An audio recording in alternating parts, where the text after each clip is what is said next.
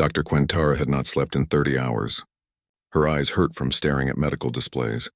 Her hands trembled from too much stimulant fluid, but she could not stop. The data was too incredible. The examination room was filled with equipment. Scanners lined the walls. Computers processed information. 3 medical assistants worked alongside her, all of them looking exhausted and amazed. In the center of the room, Hyunwoo sat patiently on the examination table, answering questions. "When did your species discover space travel?" Dr. Quintara asked. "About 200 years ago," Hyunwoo said. "We've only had faster-than-light travel for 50 years. We're still pretty new to all this." Dr. Quintara made notes. 200 years was nothing. Most species took thousands of years to reach space. Humans were developing fast. Too fast. "Tell me about your homeworld," she said. "What is it like?" Hyunwoo smiled a little. "Earth, it's beautiful. Blue oceans, green forests, high mountains. We have different climates in different regions. Hot deserts, cold ice caps, tropical jungles. Humans live almost everywhere on the planet." Dr. Quintara pulled up the geological data from the human databases. What she saw made her feel sick. Earth was a Class 4 death world. The classification was used for planets that were actively hostile to life. High gravity, extreme weather patterns, tectonic instability, violent storms, active volcanoes. The planet was constantly trying to kill everything on it. "Your planet has natural disasters regularly," she said. "Earthquakes, hurricanes, floods, why do you live there?" Hyunwoo looked confused. "Because it's our home. Where else would we live?" "Most species evolve on stable worlds," Dr. Quintara explained. "Calm weather, safe geology, predictable environments. Your planet is chaos." "I guess we're used to it," Hyunwoo said with a shrug. "Humans are pretty adaptable." Adaptable was an understatement. Dr. Quintara had studied the human body for hours now. Every discovery was more shocking than the last. The human skeletal system was reinforced with calcium and phosphorus in a mineral matrix that made bones incredibly strong. A human could fall from a significant height and survive. Most species would shatter. The human muscular system was layered in a way that provided both strength and endurance. Humans could run for hours. They could climb. They could swim. They could carry heavy loads. Their bodies were designed for constant physical activity. The human immune system was terrifying. It learned. When exposed to a disease, the body created antibodies that remembered the threat. The system adapted in real time. Dr. Quintara had tested this by exposing human blood samples to various pathogens. The blood killed everything. Bacteria, viruses, parasites, nothing survived contact with human immune cells for long. "Have you ever been seriously sick?" she asked Hyunwoo. "I had the flu once," he said. "That was pretty bad. Fever, body aches, couldn't eat for a few days. But I recovered." Dr. Quintara checked the human medical database. The flu was a respiratory virus. In humans, it caused discomfort and weakness for a few days. In her species, the same virus would cause total organ failure within hours. A simple human cold would kill most aliens in the station. She needed to test something. She prepared a sample needle. "I need to take blood," she said. "This might hurt." "That's fine," Hyunwoo said. She pressed the needle against his skin. The needle wouldn't go in. She pressed harder. The needle bent. She stared at it in disbelief. "Sorry," Hyunwoo said. "Human skin is pretty thick. You need a bigger needle." She found a larger needle meant for species with tough hides. This one pierced his skin. Blood welled up in the small wound. She collected the sample. Then she watched as the wound stopped bleeding almost immediately. Within 2 minutes, the hole in his skin was sealed. Within 5 minutes, there was barely a mark. "Does that always happen?" she asked. "Does what always happen?" Hyunwoo asked. "The healing. The fast healing." "I guess so," he said. "I never really thought about it." "That's just what happens when you get cut." Dr. Quintara felt dizzy. She had seen regeneration before in certain species, but it was always slow. Days or weeks to heal a wound. Humans healed in minutes. She ran more tests. She tested human temperature tolerance. Hyunwoo could survive in temperatures that would freeze most species or boil their blood. He would be uncomfortable, but he would live. She tested pressure tolerance. Humans could function in low-pressure environments that would make other species suffocate. She tested radiation resistance. Humans could absorb levels of radiation that would kill most aliens within hours. Every test showed the same thing. Humans were built to survive.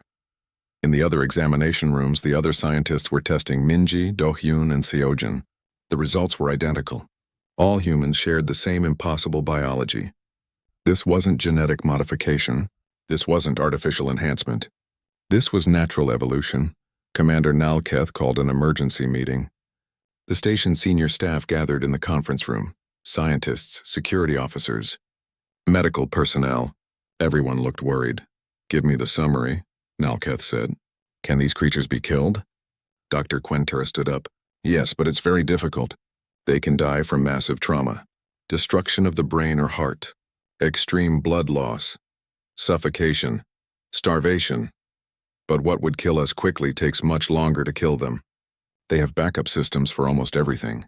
They can lose significant amounts of blood and still function. They can survive without oxygen for minutes. They can go without food for weeks. What about toxins?" someone asked.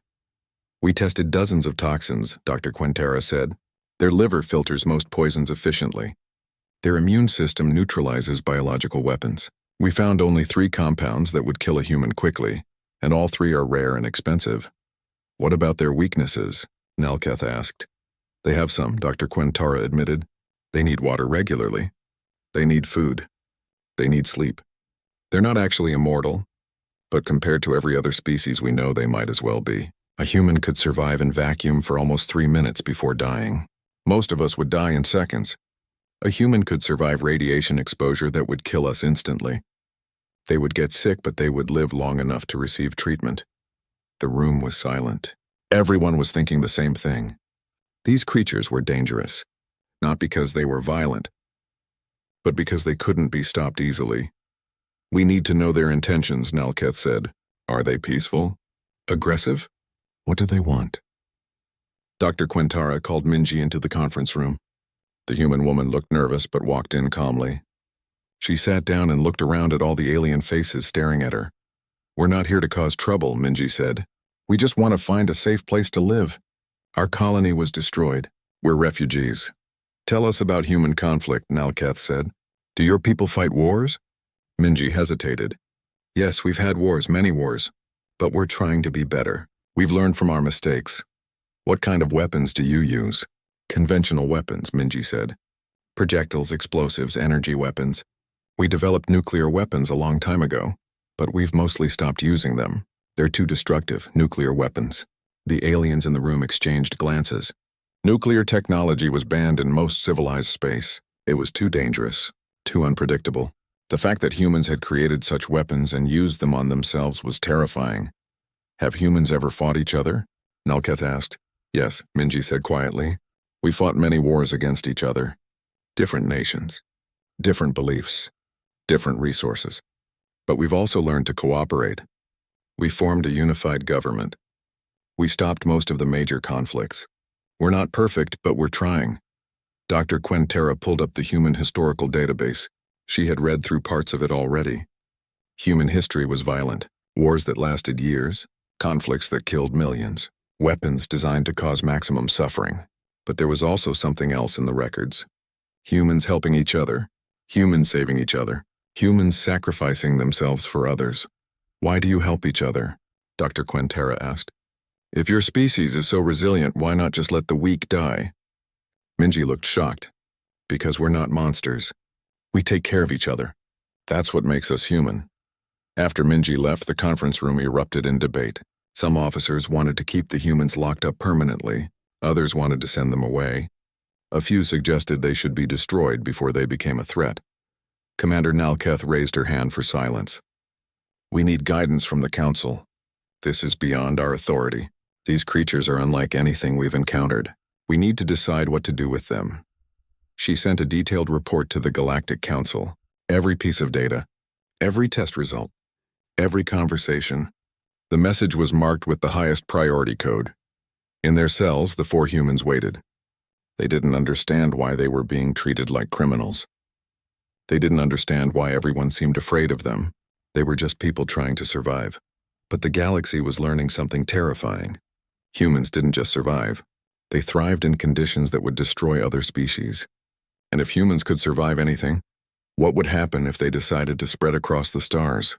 The answer to that question would change the galaxy forever. And for the first time in galactic history, every species agreed on something. They were afraid. Researcher Telvanni was known for her patience. She had spent decades studying ancient civilizations, decoding lost languages, and piecing together the histories of extinct species. But nothing had prepared her for the task she was given now. The Galactic Council wanted to know everything about humanity, and they wanted it fast. She sat in her office surrounded by data storage devices recovered from the destroyed human colony ship. The devices were damaged but readable. They contained fragments of Earth's history, literature, science, and culture. Telvanni started with the basics: geography, biology, timeline of development. What she found made her pause, then made her search deeper, then made her realize something terrifying. Humans had evolved on a death world. The classification was official. Earth was rated as Class 4 on the habitability scale. Class 1 worlds were paradise, stable climate, gentle weather, abundant resources. Most galactic species evolved on Class 1 or Class 2 worlds. Class 3 was considered challenging. Class 4 was designated as actively hostile to life. Earth had extreme weather, hurricanes that could destroy cities, tornadoes that appeared without warning, blizzards that froze everything, droughts that killed crops, floods that swept away entire regions. The tectonic plates were constantly moving, causing earthquakes and volcanic eruptions. The planet was geologically violent, but that wasn't the worst part. Earth was filled with megafauna, predators that hunted in packs, solitary killers that could crush bones with their jaws, venomous creatures that could kill with a single bite. The oceans had massive predators that could swallow prey whole. The land had predators that could run faster than anything else. Even the insects were dangerous, and humans had survived. Not just survived, they had thrived. They had spread across the entire planet. They had conquered every environment. They had climbed to the top of the food chain despite being physically weaker than most predators. How? Telvanni kept digging through the data. The answer was disturbing. Humans were persistence hunters. They didn't need to be the fastest or the strongest. They just needed to outlast everything else. Humans could run for hours. They could track prey for days. They could exhaust animals that were stronger and faster until those animals collapsed from exhaustion. Then humans would kill them. Human endurance was legendary even among their own kind. Telvanni found records of humans running distances that would kill most galactic species from exhaustion. Records of humans climbing mountains where the air was too thin to breathe properly. Records of humans crossing deserts where water was scarce. Records of humans surviving in frozen wastelands where temperatures dropped far below freezing. They did these things not for survival but for recreation. For sport. For fun. Telvanni pulled up medical records. Humans routinely survived injuries that would be instantly fatal to most species. Broken bones that healed in weeks. Organ damage that repaired itself. Blood loss that would kill others but humans could recover from with treatment. There were records of humans surviving lightning strikes, surviving falls from great heights, surviving vehicle crashes at high speeds, surviving diseases that should have been lethal. The human immune system was particularly frightening. It adapted to threats. It remembered past infections. It could fight off diseases that would wipe out entire populations of other species. Humans had survived multiple global pandemics throughout their history. Diseases that killed millions of humans, but never all of them. There were always survivors. Then Telvanni found the warfare records. She wished she hadn't. Human history was filled with conflict. Wars that lasted years. Wars that lasted decades. Wars that involved millions of soldiers. Wars fought with primitive weapons. Wars fought with advanced technology. Wars fought over land. Wars fought over resources. Wars fought over ideas. Ideas. That was the part that scared Telvanni the most. Most galactic species fought for practical reasons. Territory, food, survival. Humans fought for beliefs, for religions, for political systems, for concepts like freedom and justice and honor. They would die for ideas. They would kill for ideas. The weapons humans developed were sophisticated and brutal. Early humans used sharpened stones and wooden spears, then metal blades, then projectile weapons that could kill from a distance, then explosives, then chemical weapons, then biological weapons, then nuclear weapons, nuclear technology. Telvanni stared at the records. Humans had split the atom and used it to create bombs. Bombs that could destroy entire cities in seconds. Bombs that left radiation that poisoned the land for generations. And humans had used these weapons on themselves. There were records of 2 cities destroyed by nuclear weapons, hundreds of thousands dead instantly, hundreds of thousands more dying slowly from radiation, and humanity had looked at what they had done and decided it was too terrible to do again. They had created more nuclear weapons but never used them in war again. They held the power to destroy their entire planet and chose restraint. But the fact remained. Humans had created doomsday weapons and used them. They understood extinction-level destruction, and they had pulled back from the brink. Telvanni found cultural records, music, art, literature, stories of heroes and villains, stories of sacrifice and redemption, stories of humans helping each other in times of crisis, humans running into burning buildings to save strangers, humans diving into water to rescue drowning people, humans giving their own lives to protect others. There was a contradiction here. Humans were capable of terrible violence, but they were also capable of profound compassion. They would kill for their beliefs, but they would also die protecting those beliefs. They would fight wars that devastated their world, but they would also work together to rebuild afterward. She found records of human space exploration. The early attempts were primitive, rockets that barely reached orbit, small capsules carrying 1 or 2 humans, many failures, many deaths, but humans kept trying. They reached their moon. They sent probes to other planets. They built space stations.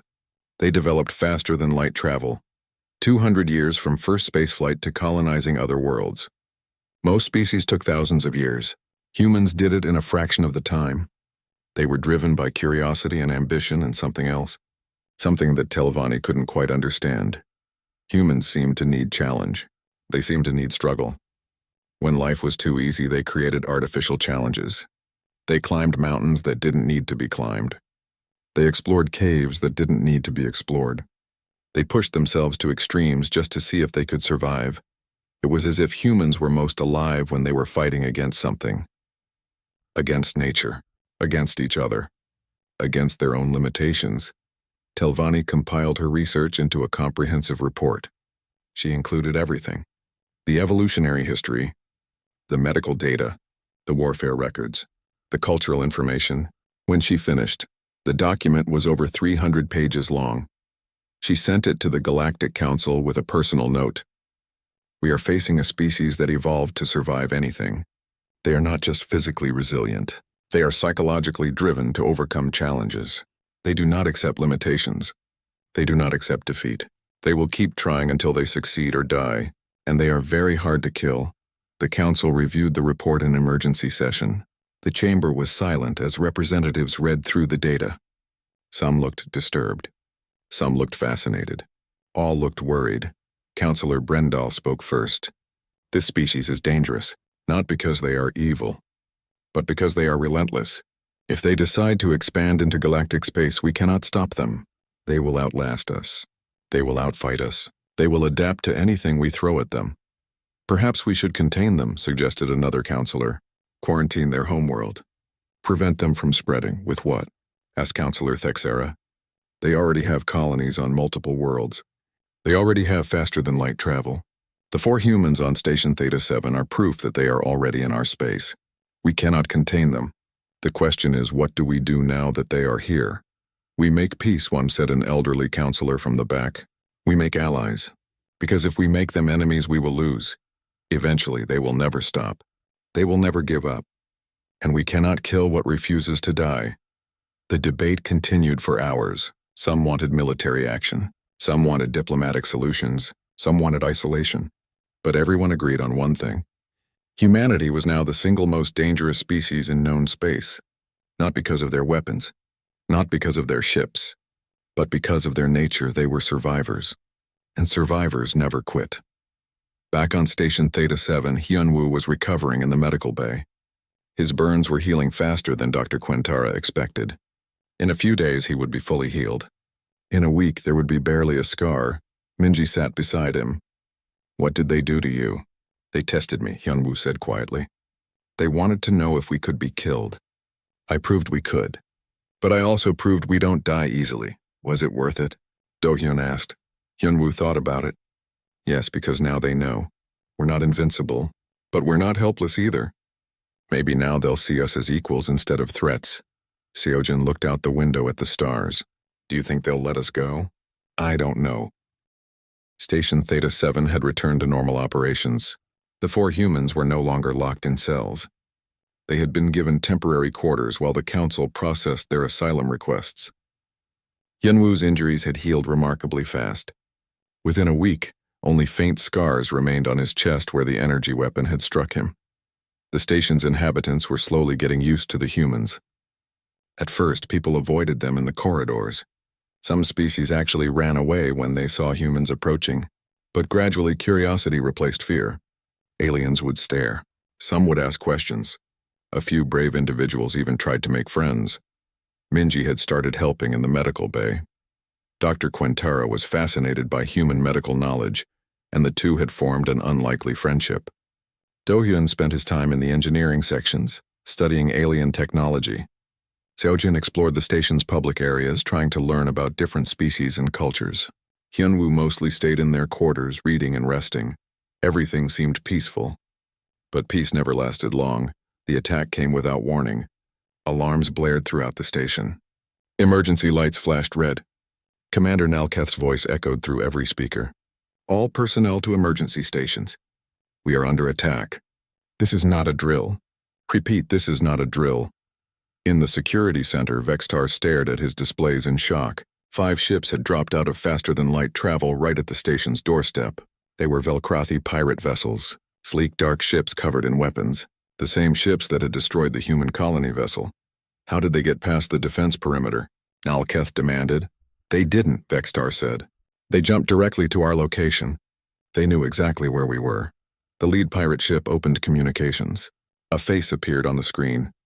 War Captain Threknor was a massive Velkrathi warrior with black scales, sharp teeth, and cold yellow eyes. He smiled when he saw Nalketh, Commander, Threknor said. I hear you have some interesting specimens on your station. Creatures that cannot die. I want them. This station is under Galactic Council protection, Nalketh said firmly. Attack us and you declare war on 40 species. Threknor laughed. The Council is weak. They talk and debate while warriors like me take what we want. Give me the humans or I will take the entire station apart to find them. The communication cut off. A moment later, the pirate ships opened fire. Energy blasts hammered against the station's shields. The station shook violently. Consoles exploded in showers of sparks. The lights flickered. Shields at 60%, Vextar reported. We can't take much more of this. Return fire, Nalketh ordered. The station's defensive weapons activated, but they were designed to deter small raiders, not a full pirate fleet. The weapons did little damage to the attacking ships. Another barrage slammed into the shields. The station shook harder. Warning lights flashed across every console. Shields at 30%, Vextar said. They're going to break through. In their quarters, the 4 humans heard the alarms and felt the station shaking. Hyunwoo immediately stood up. We need to get to safety. Where? Minji asked. The whole station is under attack. Do-hyun was already at the door controls accessing the station's systems. The medical bay has reinforced walls. We should head there. They ran through the corridors. Other station inhabitants were fleeing in panic. Some were injured from falling debris. Minji stopped to help a wounded alien, quickly bandaging a bleeding arm. Seojin helped an elderly creature that had fallen. Then the shields failed. The pirate ship stopped firing and instead launched boarding pods. Small armored capsules shot across space and slammed into the station's hull. The pods drilled through metal and deployed assault teams. 20 Velkrathi pirates poured into the station's docking bay. They were heavily armed and wore combat armor. They moved quickly and efficiently, killing anyone who got in their way. Station security tried to fight back, but their weapons barely scratched the pirate armor. Within minutes, the docking bay was under pirate control. More boarding pods attached to different sections of the station. Soon there were pirates in the commercial district, the residential areas, and the maintenance corridors. They moved systematically, searching every room, checking every corridor. Find the humans. Threknor's voice echoed through the pirate communication channels. Alive, I want them alive. Commander Nalketh organized the defense, but the station simply wasn't built for combat. Security teams were being overwhelmed. Civilians were trapped. The situation was desperate. In the engineering level, Do-hyun stopped running. Hyunwoo nearly crashed into him. Why are you stopping? We can't keep running, Do-hyun said. They'll find us eventually, and when they do, they'll hurt everyone else looking for us. What are you suggesting? Minji asked. Do-hyun pulled up a station map on a nearby console. This station has maintenance tunnels throughout, narrow passages with environmental controls. The pirates are wearing heavy armor. They can't fit in the small spaces. But we can. Hyunwoo studied the map. You want to fight them? I want to slow them down, Do-hyun said. Give the station time to call for help. We're humans. We can survive in places they can't. We can move through areas they can't access. We can use that advantage. Sojin looked scared but nodded. He's right. If they want us so badly, let's make them work for it. Minji took a deep breath. Okay, but we do this smart. No unnecessary risks. We survive first. Fight second. Hyunwoo smiled grimly. Sounds like a plan. They split up. Hyunwoo headed toward the main corridor where a pirate squad was advancing. He didn't attack them directly. Instead, he accessed the environmental controls. The corridor's atmosphere vented into space. The pirates' armor protected them, but the sudden decompression threw them off balance. Before they could recover, Hyunwoo sealed emergency bulkheads, trapping them in an isolated section. Do-hyun reached the power distribution center. Pirates were trying to take control of the station's main systems. Do-hyun rerouted power through secondary systems, plunging entire sections into darkness. The pirates had helmet lights, but in the dark corridors they were vulnerable. Do-hyun used his knowledge of the station's layout to stay ahead of them, always moving, always out of reach. Minji found wounded station personnel hiding in a storage room. She quickly assessed their injuries and used her medical knowledge to stabilize them. When pirates approached, she led the wounded through maintenance tunnels too small for armored warriors. She knew exactly where the pirates could and couldn't follow. Seojin was the youngest but also the smallest. She could fit through access panels that even other humans struggled with. She moved through the station's internal structure like a ghost, sabotaging pirate equipment. She cut communications lines. She disabled armor power cells. She was everywhere and nowhere. The pirates grew frustrated. They had overwhelming firepower but couldn't use it without destroying the station. They had superior numbers but couldn't move freely. And somehow these 4 humans were making them look foolish. Threknor was furious. He personally led a squad into the station's lower levels. Enough games. We burned them out. His team set up incendiary devices. They planned to start fires in the maintenance tunnels and force the humans into the open. But Do-hyun had anticipated this. He triggered the station's fire suppression systems in those sections, flooding the tunnels with flame-retardant foam. The pirates' devices fizzled uselessly. Then Hyunwoo appeared behind them. The pirates spun around, weapons raised. Hyunwoo didn't run. He stood there calmly. You want us? Here I am, Threknor grinned. Finally. Surrender now and I'll make your death quick. I don't think so, Hyunwoo said. He turned and ran into a narrow maintenance corridor. Threknor roared in anger and chased after him. The other pirates followed. The corridor was tight. Their armor scraped against the walls. They had to move in single file. Hyunwoo led them deeper into the maintenance system. The corridors got tighter. The air got hotter. They were approaching the station's thermal exhaust system. The temperature was rising rapidly. The pirates' armor started overheating. Warning lights flashed on their helmets. Fall back, one pirate said. It's too hot, but Threknor kept going. He's just ahead. We almost have him. The temperature climbed higher. The metal walls were almost glowing. The pirates' armor was cooking them inside their suits. They were gasping for air. Their systems were failing. But Hyunwoo kept running deeper into the heat. Finally, Threknor realized the trap. He's leading us to our deaths. Pull back! The pirates tried to retreat, but in the narrow corridor they couldn't turn around quickly. They had to back up slowly. And Hyunwoo was behind them now, having taken a parallel tunnel. He sealed the emergency doors. The pirates were trapped in the superheated corridor. Their armor protected them from immediate death, but they couldn't stay there long. Threknor pounded on the sealed door with his fists. When I get out, human, you're dead. Hyunwoo's voice came through the intercom. Maybe, but you're not getting out. Not until the station's security arrives, and they're on their way. Commander Nalketh's security teams rallied and reorganized, moved through the station methodically. They used the same tactics the humans had shown them. Environmental controls, isolated sections, narrow passages. Within hours, the remaining pirates were captured or dead. The alarm chimed softly as the transport pod docked with Station Theta 7. Vextar barely looked up from his console. He had processed over 200 arrivals today and his shift was almost over. Another routine scan. Another group of travelers passing through the busiest commerce hub in the outer spiral. He pressed the button to open the airlock. 4 figures stumbled out looking exhausted and confused. They were bipedal, which was common enough. Bilateral symmetry, 2 arms, 2 legs. Their skin was a light brown color and they had hair on their heads. Vextar had never seen this species before, but that meant nothing. The galaxy was vast. "Welcome to Station Theta 7, Vextar said through his translator. "Please step forward for standard security scanning." The tallest of them, a male, stepped up to the scanner first. He looked tired but calm. "Thank you," he said. "We've had a difficult journey. Our ship was attacked." Vexitar nodded without much interest. Everyone had problems. He activated the scanner and watched the holographic display. The beam swept over the stranger from head to toe. Standard procedure. The scanner would identify the species, check for weapons, verify health status, and clear them for entry. The display flickered. That was unusual. Vextar frowned and tapped the console. The scanner ran again. The holographic display turned red. Warning symbols appeared. Then the screen went blank. Then it rebooted itself. Vextar stared.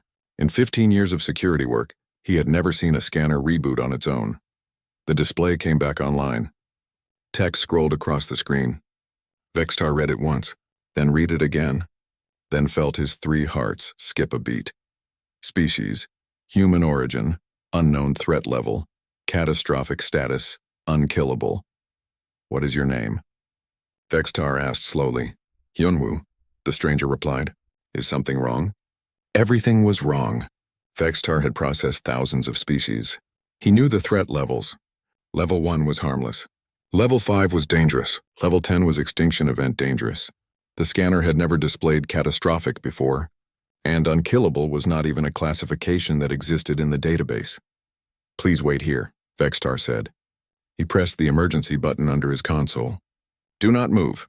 Hyunwoo looked confused but stayed still. The other 3 humans moved closer together. They whispered to each other in their own language, sounding worried. Commander Nalketh arrived within minutes, her purple skin flushed with irritation. "This better be important, Vextar. I was in the middle of a council briefing." "Scanner malfunction, Commander," Vextar said. "I need you to verify." Nalketh sighed and waved her hand at the scanner. "Run it again." Vextar activated the backup scanner. This one was newer, more expensive, more accurate. The beam swept over Hyunwoo. The display showed the exact same readout. Species. Human status. Unkillable. Nalketh's irritation vanished. Her face went very still. "Seal the docking bay," she said quietly. "Full quarantine protocol. Nobody enters or leaves." Metal barriers slammed down over the exits. Red warning lights began to flash. Armed security guards rushed in, weapons raised. The 4 humans backed away, their eyes wide with fear. "What's happening?" one of the females called out. She had short dark hair and wore a medical uniform. "We haven't done anything wrong." "Standard security procedures," Nalketh said, but her voice was tight. "Please cooperate and you will not be harmed." The humans were separated and placed in individual containment cells. Hyunwoo was taken to the primary holding area. Through the transparent wall, he could see dozens of security officers and scientists gathering outside, staring at him like he was some kind of monster. A technician brought 3 more scanners. Different models, different manufacturers, different technologies. They all said the same thing. Unkillable, Dr. Quintera arrived with her medical team. She was the station's chief xenobiologist, an expert in alien physiology. She had studied over 5,000 species in her career. She had never heard of humans. "I need to run tests," she told Nalketh. "Blood samples, tissue samples, full body scan. If these readings are accurate, this changes everything we know about biology." Nalketh nodded. "Do it, but carefully. We don't know what they're capable of." Inside the holding cell, Hyunwoo sat on the bench and watched the scientists set up their equipment. He looked tired and sad. One of the other humans, a young male with nervous eyes, was crying in the cell next to his. The 2 females were talking to each other through the walls, trying to stay calm. "My name is Hyunwoo," he said through the speaker system. "The young one is Seojin. The woman in the medical uniform is Minji. The other man is Do-hyun. We're not dangerous. We're refugees." Dr. Quintara stepped closer to the containment wall. What happened to your ship? Pirates, Hyunwoo said. Velkrathi raiders. They destroyed the colony ship. We escaped in a transport pod. We've been drifting for 6 days. We're just looking for shelter.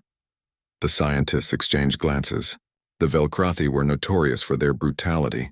They were one of the most violent species in known space. They killed everyone they encountered. No survivors ever. The Velkrathi don't leave survivors, Nalketh said slowly. How did you escape? Hyunwoo shrugged. We hid in the cargo bay. When the pirates left, we took one of the pods. Most of the ship's crew was killed. We were lucky. But the scientists were thinking the same thing. Luck didn't explain why the scanner said these creatures were unkillable. Luck didn't explain threat level catastrophic. Dr. Quintara opened the containment cell door and stepped inside. The guards raised their weapons nervously.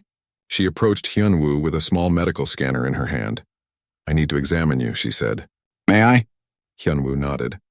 Yes, whatever you need. We just want to prove we're not a threat. She ran the medical scanner over his body. The device hummed and beeped. She looked at the readings and her face went pale. She ran the scanner again. Same results. His bone density was 3 times higher than any known species. His muscle tissue was layered in a way that provided redundant strength. His internal organs had backup systems. 2 kidneys, 2 lungs, a 4-chambered heart that could pump blood with incredible efficiency. His blood cells carried oxygen more effectively than anything she had studied. His brain had neural pathways that could reroute around damage. This is impossible, she whispered. Your biology shouldn't exist. You're built like a survival machine. Hyunwoo looked confused. I'm just a normal human. We all are. Dr. Quintara stepped back out of the cell. She looked at Commander Nalketh. The scanners are correct. These creatures are designed to survive anything. They have redundant systems for every vital function. They can heal from injuries that would kill most species instantly. They can adapt to diseases in real time. They can function in environments that would be lethal to us. Nalketh felt cold. Are they weapons? Were they engineered? I don't know, Dr. Quintara said. But if they evolved naturally, their homeworld must be a nightmare. Nothing this resilient evolves by accident. The station went into full lockdown. Every available scientist was called to examine the humans. Every security team was placed on high alert. And a message was sent to the Galactic Council with a priority code that hadn't been used in centuries. Potential extinction. Level threat detected. Inside their cells, the 4 humans sat quietly, confused and scared. They had no idea that the entire galaxy was about to learn their species existed. They had no idea that the word human would soon become the most feared designation in known space. All they knew was that they had survived when they shouldn't have. But for humans, survival was just what they did. It always had been. The Galactic Council chamber was filled with representatives from 40 different species. They sat in curved rows around a central platform. Holographic displays showed data from Station Theta 7. Images of the 4 humans appeared on every screen. Counselor Brendal, a tall insectoid creature with 4 arms, spoke first. We have reviewed the medical reports. These humans are biologically superior to almost every known species. They heal faster. They survive longer. They adapt to threats in real time. This is unprecedented. Superior is a subjective term, said Counselor Thexara, a floating gelatinous being that communicated through color changes. They are resilient, yes. But resilience does not equal threat. We should welcome them, not fear them. Easy for you to say, Brendal snapped. Your species reproduces by division. You have no concept of mortality. But for the rest of us, these humans represent a potential danger. What if they become hostile? What if they decide to take what they want by force? We couldn't stop them. The council argued for hours. Some wanted to grant the humans asylum. Others wanted them quarantined. A few radical members suggested elimination, though they quickly withdrew the suggestion when reminded that the humans were designated as unkillable. Finally, Inquisitor Zelmoth entered the chamber. He was a thin, gray-skinned humanoid with large black eyes and a reputation for ruthless efficiency. He specialized in threat assessment. If something was dangerous, he found out how dangerous and made recommendations accordingly. The council wastes time debating. Zelmoth said coldly, I will test these humans myself. If they are truly unkillable, I will prove it.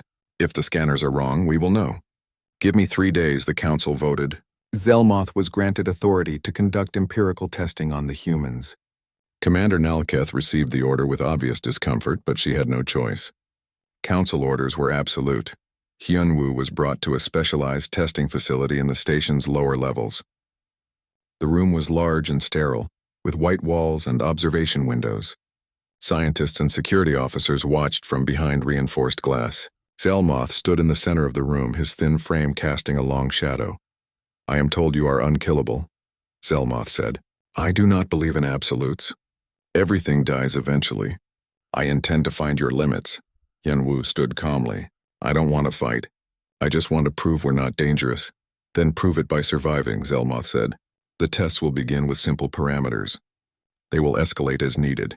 You may refuse at any time, but refusal will result in permanent detention for you and your companions. Hyunwoo nodded. I'll do it. For them. The first test was atmospheric. The room's oxygen levels were gradually reduced. Most species would suffocate within minutes. Hyunwoo started breathing harder. His face turned slightly red. He sat down on the floor and focused on slow, steady breaths. After 15 minutes, he was clearly struggling. His body was shaking, but he was still conscious. Zelmoth watched without expression. Return oxygen to normal levels. Air flooded back into the room. Hyunwoo gasped and coughed. That was unpleasant, he said hoarsely. You survived, Zelmoth said. Most species would have lost consciousness in 5 minutes. You lasted 15 and remained aware. Interesting. The second test was temperature. The room became very cold. Frost formed on the walls. Hyunwoo wrapped his arms around himself and shivered violently. His skin turned pale. His lips turned blue, but he stayed standing. After 20 minutes, his body was still functioning. Then the room became very hot. The temperature climbed rapidly. Sweat poured off Hyunwoo's skin. He stripped off his shirt. His face was flushed red. He looked like he was suffering, but he didn't collapse. After 20 minutes of extreme heat, he was still conscious and responsive. Impressive thermoregulation, Zelmoth noted. Your species can survive temperature extremes that would cook most beings alive or freeze them solid. The third test was pressure. The room was sealed and the atmospheric pressure was increased. Hyunwoo's ears popped. He felt dizzy and nauseous. The pressure kept increasing. He fell to his knees. Blood dripped from his nose. But his body didn't collapse. His bones didn't break. His organs didn't rupture. When the pressure returned to normal, Hyunwoo vomited and then sat back against the wall, breathing hard. How many more tests? He asked weakly. As many as necessary, Zelmoth said. In the observation room, Dr. Quintara was taking notes frantically. His body is adapting in real time. Look at his cardiovascular readings. His heart rate adjusts to each stress factor. His blood pressure compensates automatically. His respiratory system is incredibly efficient. This shouldn't be possible. Commander Nalketh looked unhappy. How much more can he take? I don't know, Dr. Quintara admitted. But I think we're about to find out. The fourth test was biological. Hyunwoo was exposed to a series of pathogens through airborne delivery. These were diseases that caused rapid death in multiple species. Within an hour, Hyunwoo developed a fever. He was sweating and shaking. He looked ill but not dying. His immune system is fighting, Dr. Quintara said. Watch the blood analysis. His white blood cell count is increasing dramatically. His body is producing antibodies. He's adapting to the pathogens in real time. By the next day, Hyunwoo's fever had broken. He was weak but recovering. The diseases that should have killed him in hours had been fought off by his immune system overnight. Zelmoth seemed frustrated. Increase the difficulty. The fifth test was toxic exposure. Chemicals were released into the room. Poisonous gases that would kill most species in seconds. Hyunwoo started coughing immediately. His eyes watered. His skin turned red and irritated. He fell to the floor, gasping for air. But he didn't die. The medical monitors showed his liver working overtime, filtering the toxins from his blood. His kidneys were processing the poisons. His body was fighting the chemicals with everything it had. After 10 minutes, the gas was cleared and Hyunwoo lay on the floor, breathing but barely conscious. Enough, Dr. Quintara said over the intercom. You're going to kill him. That is the point, Zelmoth said coldly. I need to know if it's possible. This is torture, Commander Nalketh said. The Council authorized testing, not execution. The Council authorized me to determine threat level, Zelmoth said. I am not finished. The final test was direct trauma. Hyunwoo was barely standing. He had been tested for 3 days with minimal rest. His body was exhausted. His reserves were depleted. But Zelmoth wanted one more demonstration. This is an energy discharge weapon, Zelmoth said, holding a device that looked like a small rod. It is used for humane execution of criminals. One discharge causes instant cardiac arrest in most species. You will now be subjected to this discharge. No, Dr. Quintara shouted. That's murder. It is science, Zelmoth said. He aimed the weapon at Hyunwoo and fired. The energy blast hit Hyunwoo in the chest. The sound was like thunder in the enclosed space. Hyunwoo was thrown backward across the room. He hit the wall hard and slid to the floor. His chest was burned. Smoke rose from his clothes. He didn't move, the room was silent. Everyone stared at the motionless body. The medical monitors showed no heartbeat. No brain activity, nothing. You killed him, Nalketh whispered. Zelmoth walked closer to examine the body. I proved that humans can die. The scanners were wrong. They are not unkillable. They are simply very difficult to kill. There is a difference. 30 seconds passed. Then a minute. Then Hyunwoo's finger twitched. His chest moved slightly. The medical monitors flickered. A heartbeat appeared on the display. Weak but there. Hyunwoo's eyes opened. He groaned and rolled onto his side. That hurt, he whispered. The observation room erupted in chaos. Scientists were shouting. Security officers were backing away from the windows. Commander Nalketh stared in disbelief. Dr. Quintero was frantically checking the medical data. He was dead, she said. Clinically dead. No heartbeat. No brain activity. For 37 seconds. And then he came back. Zelmoth stood frozen. For the first time in his long career, he looked genuinely shocked. He had just used a weapon designed to kill instantly, on a creature that was exhausted and injured, and the creature survived. No, not just survived. The creature came back from death. Hyunwoo slowly sat up. His chest was badly burned. His skin was blistered and raw. But he was alive. He looked at Zelmoth with tired, angry eyes. Are we done now? Zelmoth said nothing. He turned and walked out of the testing chamber. Behind him, medical teams rushed in to help Hyunwoo. They carried him to the medical bay where Minji, Dohyun, and Seojin were waiting. When they saw Hyunwoo's injuries, Minji started crying. Dohyun was furious. Seojin just looked scared, but Hyunwoo managed a weak smile. It's okay, he said. I'm okay. And now they know. We can survive anything. That night, Zelmoth filed his report to the Galactic Council. His hands shook as he wrote. His conclusions were brief and terrifying. Humans cannot be easily killed. Traditional methods of execution are ineffective. Even clinical death may be reversible.